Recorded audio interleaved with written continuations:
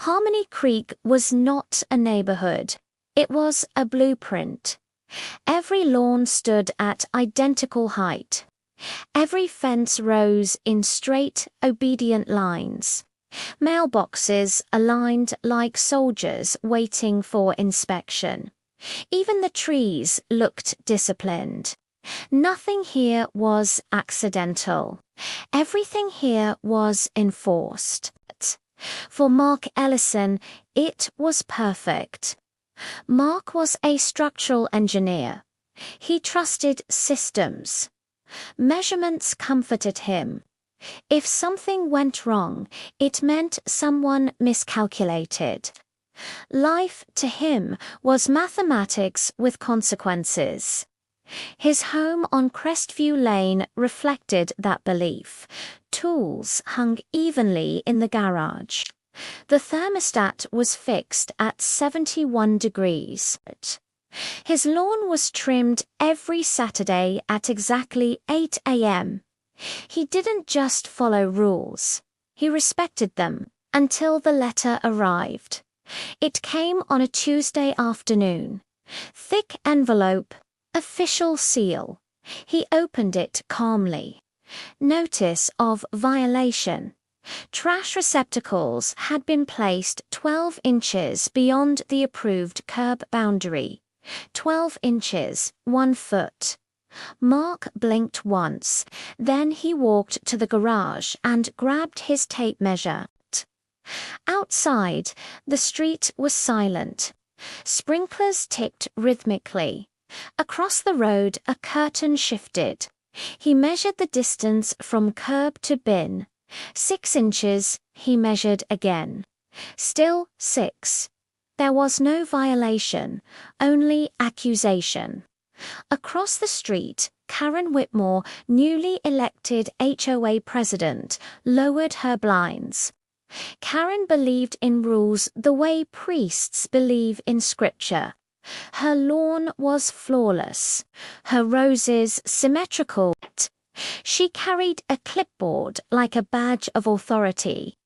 When Mark knocked on her door, she greeted him with a thin smile. "This notice is incorrect," he said calmly. "The photo evidence was clear," she replied. "I'd like to see it. You may submit a records request." There was no violation. "The rules are the rules," she chirped. "Payment is due in 30 days. Her tone was pleasant, unmovable.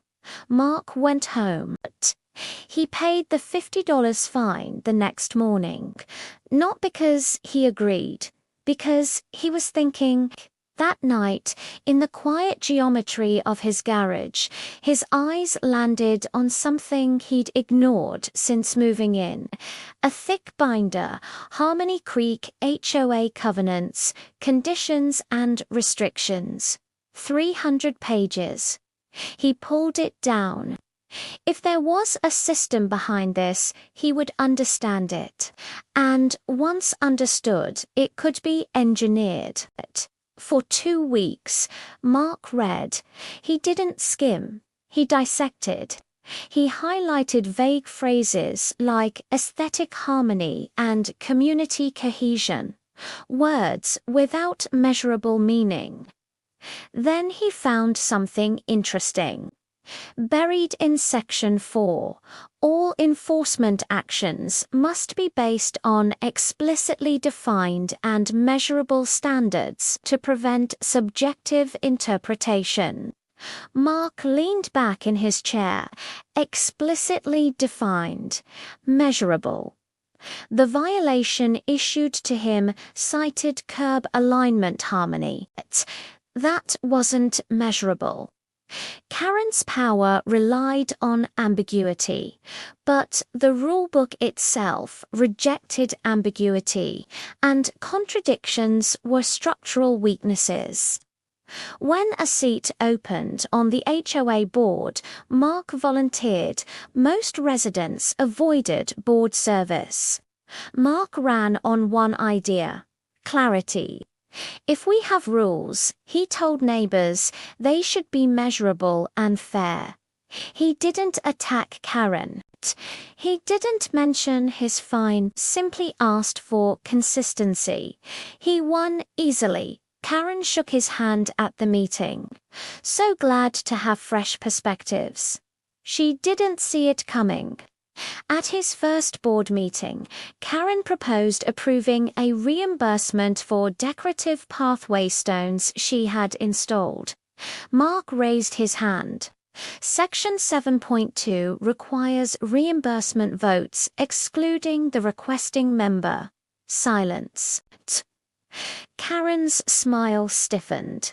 It's minor, she said. Of course, Mark replied. Just ensuring process. The vote was postponed. A crack had formed. Over the next month, Mark proposed amendments, not stricter rules, clearer ones. Fence height, exactly 72 inches. Tolerance plus or minus 0.25.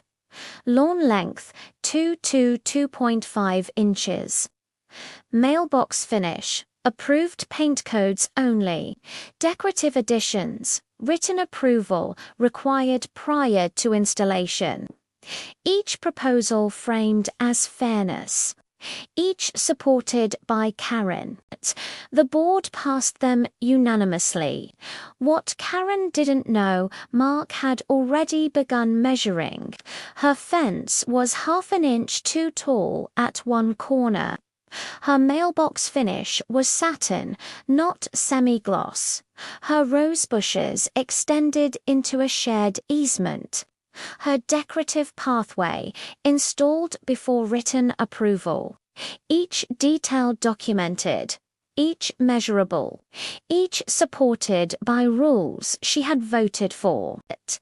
The first notice arrived at her house on a Thursday. Mailbox finish non-compliance $50 fine. She laughed the next day. Another fence variance, then roses, then pathway approval. 7 violations in 10 days. Karen called Mark. This is targeting. It's measurable, he replied calmly. At the next board meeting, she tried to skip enforcement review. Mark cited the transparency clause. He read the violations aloud. Residents shifted in their seats. They had received similar letters before. Karen's voice sharpened. This is harassment. It's consistency. She couldn't argue unfairness. She had approved the language. She couldn't argue subjectivity. The standards were precise. Her fines escalated. Late fees applied automatically after 30 days. When she refused to pay, Section 15.7 triggered lien authorization. The board voted 4 in favor, 1 opposed.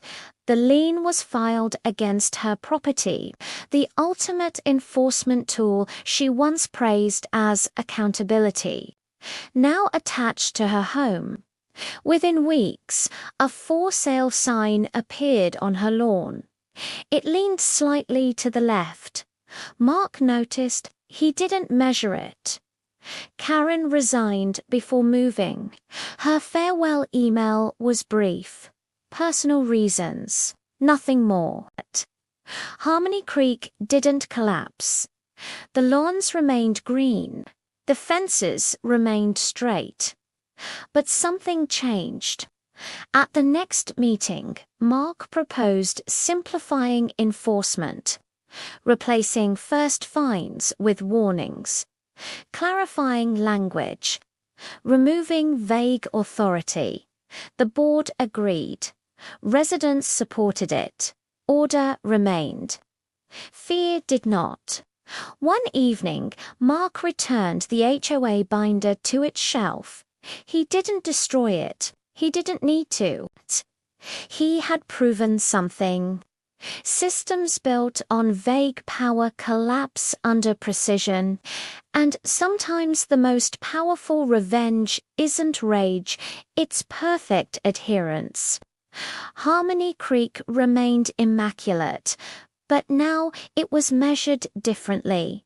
Not by inches, not by paint codes, but by fairness. And Mark Ellison, engineer of systems and structures, had learnt, if you want to defeat a machine, read the manual.